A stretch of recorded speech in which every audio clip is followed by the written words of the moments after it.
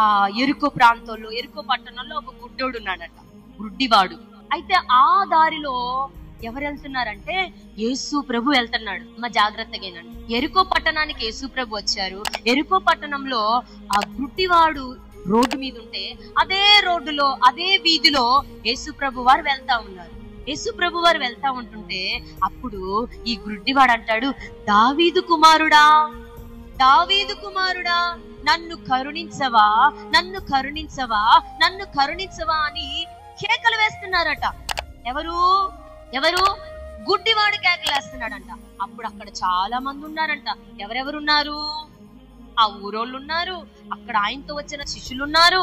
వాళ్ళందరూ కూడా ఊరుకో, ఎందుకంత కేకలేస్తావు, ఎందుకు ఆయన విసిగిస్తావు, అమ్మా వింటారా, ఊరుకో, వద్దాకు ఎందుకు ఆయన పిలుస్తావు, ఒకసారి పిలిచావు కదా, ఎందుకంత కేకలేస్తావు, ఎంత టార్చర్ పెడతావు ఎందుకు ఆయన్ని అని అక్కడున్న వాళ్ళు ఆ గుడ్డోని నరిచారంట.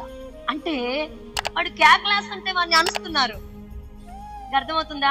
ఈ రోజు మీకున్న పరిస్థితులు ఏంటి? అక్కడ ఆయనకి కళ్ళు లేవు, ఇప్పుడు మీ ఇంట్లో ఏం లేవు, మీకేం కావాలి? అర్థమవుతుందా?